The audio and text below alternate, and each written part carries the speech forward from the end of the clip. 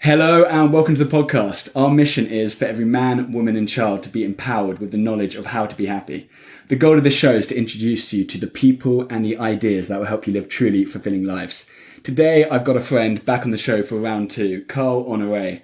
Carl is the author of the international bestseller In Praise of Slow, which dissects our speed-obsessed culture and celebrates those who have gotten in touch with their inner tortoise, as well as the books Under Pressure, The Slow Fix, and his latest book, Bolder. Carl's TED Talks have been viewed millions of times, and he has been described as the unofficial godfather of a growing cultural shift towards slowing down. Carl, thank you so much for being here. Thanks. Good to be with you. You've been unbelievably patient. The people back home listening to this will have no idea, but this was meant to start half an hour ago, and we've had. I was going to say we've had technical issues. You have had no technical issues. I've had 1,000 technical issues, and you've just been waiting patiently at the other end of Skype. So I apologise and thank you for being so patient. No worries. These are the pitfalls of the pandemic. And if I were impatient, that wouldn't be very slow. So it'd be a little bit off message, wouldn't it? Exactly. Like internally, you're like, what a dick. But outside, you're like, oh no, it happens to anyone. It could be, no biggie. So I appreciate you pretending that it's not my fault. Nah, no pretending. Because like I say, this is a chronic pandemic problem. I've been in the same boat, so I feel your pain. Well, I've been watching some of your videos actually. You've been during the pandemic. You've been uploading a couple of videos, and I saw one video with I think I got a sneak peek of your garden, which was you were looking phase zen and meditating in the back of on a chair. Yeah. So I quite like MTV Cribs or kind of being nosy. So I was like, that must be his garden. It looked very nice. A lot of plants. That's my garden in South London, which is modestly sized, as many South London gardens are, but it obviously during the pandemic it's taken on epic proportions because it's often the only outside world you can get at. But I remember that video. Yeah, that was a very gentle bit of Zen filming that went on. Our beliefs about aging work as a self-fulfilling prophecy, don't they? Studies show that worshipping youth and denigrating aging makes us actually age less well. Yeah, I mean, that was one of the most astonishing and horrifying discoveries I made during my research. I mean, I was well aware that we were all marinated in the cult of youth, and we wander around with this terrible rucksack of negative prejudices about growing older. But I didn't realize that actually buying into those prejudices would take a toll. So yeah, as you say, the research shows pretty clearly that if you buy into the cult of youth, if you buy into the idea that growing older is all about sliding downhill, it will be. So you're more likely to suffer from cognitive and physical decline, to develop dementia, and even to die younger, up to 7.5 years younger, right? So actually buying into cult of youth, or embracing ageism, if you like to use the key word here, is the ultimate act of self-harm. We actually began to embrace this attitude in the 1960s, I think. Why did this new way of thinking come about in the 60s? I think it was more a kind of demographic shift. We had the baby boom after the war, and then we suddenly had this rush of affluence across the culture. And so you had the emergence of the teenager as a cultural trope, as an idea, right? And youth began to take on its own garnishes, right? Its own way of being in the world, its lingo, its fashion, its music, and so on. And that kind of moved right into the center of the cultural conversation, so that it became that youth for the first time in human history became something to aspire to, right? It was kind of like it became the cool thing to be young. And that had never really properly been the case in the past. I mean, it was always a mixed bag in history. One of the great myths is that throughout human history and in the past pre-modern era, that everybody looked up to their elders, and everybody who was older was on a pedestal, and it was great growing older, and everybody looked forward to aging. That's not true. It was a much more complex picture, and people, even you go back to the Roman era, and you'll find people poking ruthless and nasty fun at their elders, right? So it's a mixed picture in the past. But what happened from the 60s on, I think, is that the needle swung right off to the other end of the spectrum, where suddenly the whole idea of aging began to inspire everything from fear and disgust to guilt, shame, and it just became a thing that people were embarrassed to talk about. That's why if you go to Google search and you type in "I lie about my," the number one answer that comes up is right. It's not it's not weight, height, income. It's not even how much porn I watch. It's how old I am, right? Aging and ageism make us feel so bad about growing older that we lie about how old we are. The studies show that across the globe, human beings tend to follow a U-shaped happiness curve. So this is good news for anyone who is worried about it. What does that mean, a U-shaped happiness curve? Well, again, one of the great myths of aging is that, you know, older people are unhappy, that aging makes you sad and depressed. And, you know, think of those phrases we use, you know, grumpy old man, crotchety old woman. But actually, as you say, human beings do follow what's called a U-shaped happiness curve, meaning they start out, you know, high and happy in childhood, fall pretty steadily till they bottom out somewhere in middle age, and then bounce back up again. So that across most developed nations, you'll find that the adult group that report the highest levels of happiness and life satisfaction are the over 55s, which, you know, goes completely against the cult of youth narrative, which is that, you know, you better have all your fun now because the second half of life is all doom and gloom. It ain't. What I found interesting about that is what the scientists have detected about there might be actually a similar curve in chimpanzees and orangutans. And in bonobos as well. They've seen a similar curve going on there. So yeah, it could well be that this happiness boost in later life is coded into our primate genes. There are a whole range of reasons to think that might be the case, or to theories of why it would be the case. What would be the evolutionary benefit of a happiness boost in later life? One of the theories that I find most convincing is that simply having, if you think back to, you know, our ancestors on the savannah, right, pre-civilization times, you know, having upbeat, hopeful grandparents around would be a bonus, right? The worst thing for a tribe trying to survive and eke out a living in you know, sub-Saharan Africa or something in you know, way back when, would be having a bunch of, you know, griping, crotchety, unhappy, right? If they're upbeat and they're able to see the upside and they're able to process bad news and deal with it in a more hopeful and upbeat kind of way, then that's got to be good for the tribe, right? So I suspect that's probably part of the explanation. That's a really interesting explanation.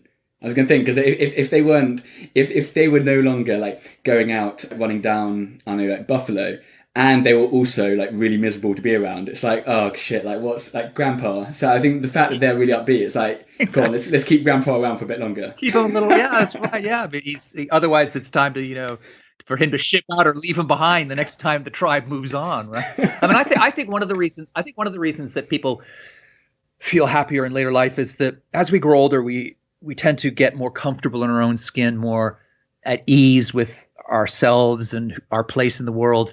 And we feel less beholden to other people's opinions and expectations. I mean, the famous agony aunt from the United States, Ann Landers, once said that at 20, we worry about what other people think of us. At 40, we stop worrying about what other people think of us. And at 60, we realize they were never thinking about us at all. Right? And I think what that gets at is that, what's the right word? Lightness or freedom that comes upon us in later life, where we're able to just let all of those expectations of other people fall off, and we're able to focus in on what really lights us up, what really puts fire in our bellies, and let the other stuff fall by the wayside. And I suspect that probably explains part of this happiness boost as well. We just get better at this thing called life, right? Carl Jung, the psychotherapist, famous psychotherapist, once said that life really does begin at 40. Up until then, everything else is just research. And I think there's a kind of truth in that. I want to talk again about like how important it is that the language that we use. So like language affects how we think, how we feel.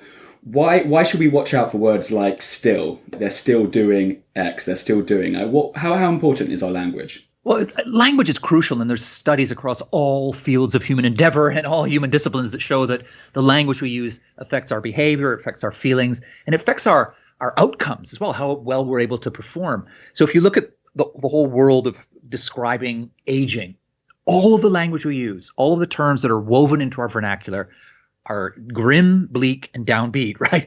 They're all about the idea that aging is decline, it's loss, it's sadness. So you think, you know, that the word still, you know, he's still working, she's still going for runs, or senior moment, or feeling my age, or, you know, age before beauty, or the wrong side of 40. All of these phrases, you know, we often utter them with a twinkle in the eye and a little bit of self-deprecation, and it's often a bit of fun to leaven the moment. But actually, the trouble is that every time you utter those phrases, you are reinforcing the myth, the lie, that aging is all about decline. And you fall into that trap we talked about earlier, which is the self-fulfilling prophecy. You're reinforcing in your own head, and even maybe worse in other people's heads around you, the idea that aging sucks. And we know, again, as I've said before, that if you buy into the idea that aging sucks, aging is going to suck.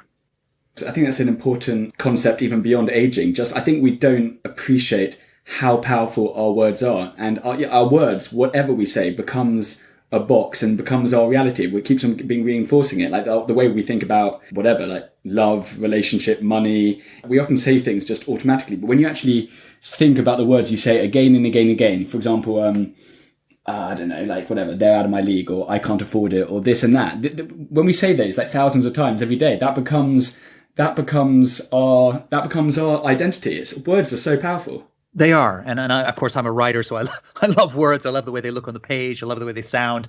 But I also admire and even feel a kind of awe for the power they have to shape our lives and shape the world around us. There's no question that the words you use bring a filter, and they orient your understanding of the world and the behavior you're going to bring to it, and the things you're going to bring to the party. So getting the words right is absolutely essential. And we see this in everything, whether it's talking about race or gender or sexual orientation. If you choose the wrong words, you end up going down the wrong path.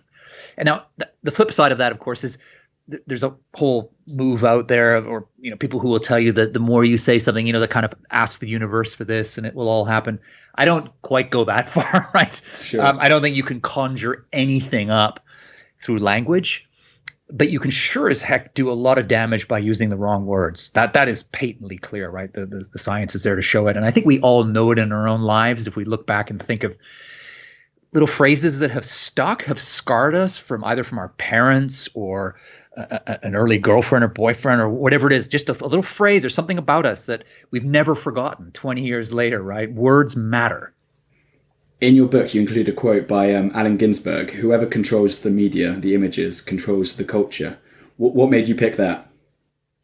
Well, more and more we live in a kind of mediated society. We're completely surrounded by visual and oral and linguistic wallpaper, right? Selling us stories, pushing narratives on us. And those stories and narratives matter. They shape, again, how we feel about ourselves, what we can achieve, what we can aspire to, what we're capable of. And so if you live in a world where all of the imagery coming at you, all of the visual narratives are telling you that it's all over by 35, or game over at 42, right? Then you're going to end up believing that, right? And you're going to end up falling into the trap and slithering downhill from whatever age you're drawing the line at. So a big part of reinventing our attitude to aging, redefining aging for the 21st century, is going to be about changing the mediascape, creating a different look to the world around us, whether it's on social media or in advertising or in political broadcasts or public service announcements, on using language, using imagery in ways that tells a different story about aging, an aging story that is richer, more nuanced, but also more optimistic. I want our audience to hear about an old lady called Jacko. Yeah. What is the pharmacy sketch? Oh, good old the pharmacy sketch. Well, the pharmacy sketch was a kind of candid camera, Jeremy Beadle for British listeners thing, where a woman in her 80s, small, frail, in a sort of frayed housecoat, turns up in a pharmacy in Beirut, and in a fairly loud voice asks for Viagra, right? And has a back and forth with the pharmacist who's in on the joke, but they're filming the reaction of all the other people in the pharmacy. And it's just, I don't understand Arabic, obviously it's Arabic, but it's just comedy gold, right? The expressions of the people who range from shock, horror, and disgust to, bending over and just roaring with laughter at the idea of a woman in her 80s, A, asking for Viagra, or B, presumably having sex at all. And it's just part of a series of programs which has made a real splash in the Arab world out of Lebanon, where they take older people, put them in counterintuitive, surprising positions, whether it's ordering a high-end laptop or inspecting lingerie in a park or whatever it is, and just sort of monitor and record the reactions of people around them. And it's a way of just poking at that kind of, again, the cult of youth, the idea that people can't be alive and in the world and doing fun things, having sex, buying Viagra at whatever age, And the woman who stars in the Viagra sketch is called Jacko. And she was whenever people ask me who is the person who sticks with you most from all your interviewees for the book Boulder, I think it's probably Jacko. I mean, she was just an extraordinary character. She'd lived a very quiet, modest, pretty uninteresting life, running a guest house in Lebanon, in Beirut for all her life, until in her sort of 70s, she was discovered, by this program, Live Long, and became the star of the show, and it became like an influencer and a household name across much of the Arab world. And she just had such a glorious light touch and a way of seeing the funny side of things. And she was just an extraordinary character, right? And she was such a perfect example of how, it's never too late to dream a new dream or start a new career or have fun doing something else. And also it's never too late to just be alive, right? She was just full of joie de vivre, right? She was just such a wonderful character. And I thought she really shone out luminously from the pages of the book. I googled her also on. I looked her up on YouTube, and I also don't speak Arabic, but I was just watching it without understanding the words. It was fascinating just watching her, and she keeps such a deadpan face. Yeah. I think like some of the translations were on she was saying, no, I've got a much older man, and he's a Tarzan in the bedroom, or just such a deadpan face. She has such a comic gift, and the reactions of the other people in the pharmacy are just comedy gold. And there's another sort of story or moral or lesson to pull out of this as well, which is laughter, right? I mean, that's such an important part we know, again, the science shows very clearly that laughter has all kinds of physical benefits for our health, and emotional ones as well. And I think just keeping that ability to see the funny side, to move through life with a light touch, not get too bogged down. Of course, I mean, life brings things that are heavy, poignant, terrible, painful, but also always, if you can keep up that ability to laugh, then I think you're setting yourself up both to live well and age well, which are two sides of the same coin, right? In some ways, they're the same thing. And Jacko is just such a perfect avatar of that mindset. The concept of our life being split into three rigid stages, like 1, early life, education, learning; 2, middle years, working and building family; then 3, late years, pension and leisure. Where did that script come from? Well, it feels like it comes from a long time ago, but of course it's quite a recent phenomenon in the sense that, most industrialized nations only started creating, pensions and paying people in that stage of life towards the end of the 19th century. So it's all that throughout human history, that is really a small period of time that we've had a century or so. Up until then, people more or less worked until they dropped, right? Or couldn't work anymore, and then they would fall on the mercies of their family or the village or so on. But people didn't live so long as a general rule. But of course, you get into the modern era, the sort of industrial era, and suddenly people are living longer. They're living longer than they can work, or they want to work, or the system is set up for them to work. So you've got this weird, huge chunk at the end where people weren't sure what to do. But for most of the 20th century, they didn't last long in that chunk, right? They would retire, and then within a few years, most people were dying.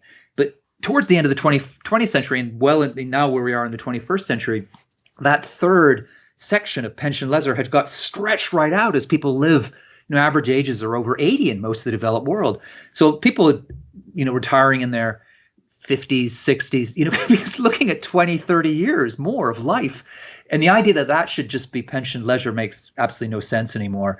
So I think this weird blip of the 3-stage life path it's past its sell-by date, which is why you're starting to see gradually, sometimes grudgingly, governments, companies, communities, just citizens, all of us trying to move towards something more fluid, trying to break up the straitjacket of those 3 stages. So that, because of course, the idea that you would only learn and do education in the early years, again, that seems like something that doesn't make sense in the modern world where things are changing so fast and you've got to keep learning and to stay relevant. Culturally, in the workplace, technologically, etc. So learning has to be lifelong rather than confined to that first stage. And why do we have to earn money only in those middle 2 or 3 decades? Why not spread it out a bit more? Why do we tend to confine, volunteer work and all the charity stuff that pensioners tend to do now? Why does that have to be something that you wait till you retire to do? Why can't we have people being of service to others throughout their lives. So I think what we're lurching towards and where we want to end up is something much more fluid, where you don't have these rigid chapters or rigid states. You just have a long life path, right? It starts at 0 and it goes up depending on when you die to whatever, I don't know, 75, 85, 95, 105. And all along that path, you decide at whatever stage you are, what the mix is going to be for you. You know, how much of it is going to be paid labor, how much of it is going to be volunteer, how much is going to be learning, how much is going to be family, raising children, and so on. And each person having the freedom to define what that age means for them in that moment. I think that's what we want to aspire to now. And it's within our grasp, right? We have the know-how, we have the affluence. What we need to change is the cultural holdback, right? We need to slough off the old prejudices and biases and hang-ups so that we can step into this brave new world where what matters is less and less how old you are. What will matter is the choices you make at that stage in your life. That is what will define you, because we are moving into a world where chronological age is losing its power to define and limit us. And two good examples, Amazon and Netflix have both stopped tracking their users by chronological age. They do it by taste now. Right. So what matters to Netflix is whether you watch Tiger King all the way through to the end. Good choice. And I did. What matters to Amazon is what books you buy in the lead up to Christmas to give to your loved ones. Right. It doesn't matter to them whether you're 35, 55 or 95. Right. And that, I think, is a glimpse of the future, that chronological age, though still important, because, no one is the same at 55 as they were at 25, nor would they want to be, right? We're all going to change. But that straitjacket power that chronological age has had in the past to box us in, to whisper at us in our ear, you're the wrong age for this, you're too young, you're too old, that is going to fall away as people move into a new world where whatever age they are, they can just say, you know what? I'm age X. This is what I feel like doing now. This is what I'm capable of doing physically, emotionally, psychologically, and I'm just going to let it rip. And I think that's where we're moving. I like your optimism. I like you coming out and telling us a different story, some different things that fly against what we're constantly told. I always appreciate talking to you. It's always fun. So thank you. And you've also been extremely helpful in helping me make introductions. And I'm really appreciative to all of everything that you've done for me. So thank you. My pleasure. It's an honor and a joy to help out. Happiness.info